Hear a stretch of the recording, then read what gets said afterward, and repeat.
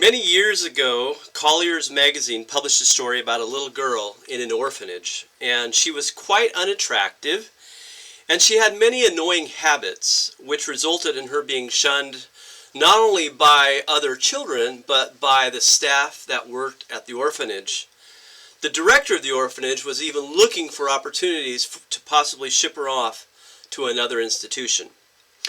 Now, for some time it had been suspected that she was writing clandestine notes to people on the outside of the orphanage, and then one afternoon their suspicions were confirmed. One of the children had just reported, "Hey, I just saw her write a note and hide it on a tree near the stone wall." And so the director hurried to the tree and found the note, and then passed it silently to the assistant.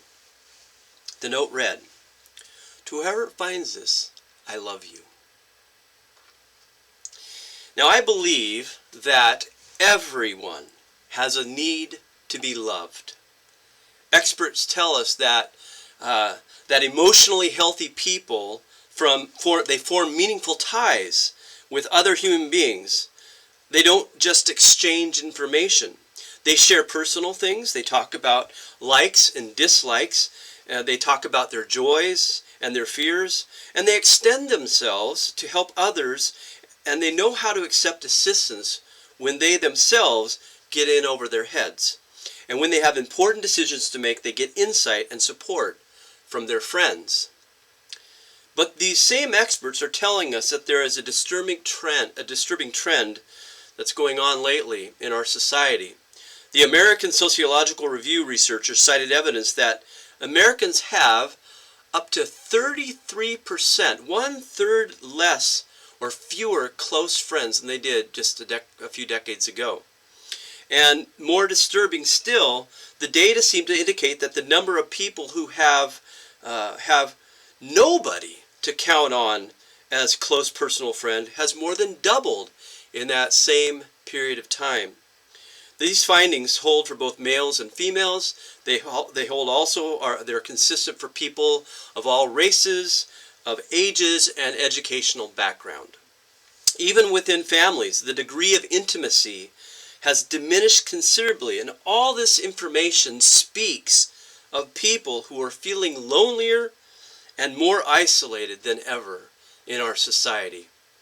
And that's why Jesus set his church up on the idea of loving one another. He says in John chapter 15, verse 17, he says, "So I command you to love each other." So if friendship is so critical, what does friendship look like? What does it look like? What is a friend? Well, someone once said, friends are God's way of taking care of us. And another person said, a real friend is one who walks in when the rest of the world walks out. But I like this definition, which I think is the best one, that comes to us from a young boy. A friend is a person who knows us and still likes us. Proverbs, in the Old Testament, there's this book of Proverbs, and there's a lot of good information in that book, but here's 3 proverbs about friendship. Wounds from a friend can be trusted, but an enemy multiplies kisses. A friend loves at all times, and a brother is born for adversity. And then a man of many companions may come to ruin, but there is a friend who sticks closer than a brother. So this is why friendship is so very valuable, so very important. To have someone who regards you so highly that they want to be there with you, especially when you need them. This is the picture of friendship in the Bible that we see. And so Jesus built his church upon this concept of friendship, of being there for each other. The Bible also repeatedly says that we should be there for one another. For example, in 1 Thessalonians chapter 5, verse 11, we should encourage one another and build each other up. And then Paul writes in Romans chapter 12, be devoted to one another in brotherly love. Honor one another above yourselves. And then he writes in Galatians, he says, serve one another in love to the point where we carry each other's burdens and in this way you will fulfill the law of Christ. One of the great things about this church, Sherwood Community Friends Church, is that most of you understand this, and you work hard to be to fulfill the one another's that you know will please God. And we saw that yesterday on display with preparing for the garage sale, just all the people that came together to move all that stuff out onto our flag lot. By the way, garage sale, Thursday, Friday, Saturday. Tell your friends, let people know it's really worthwhile to come out here and see all the neat stuff that's for sale.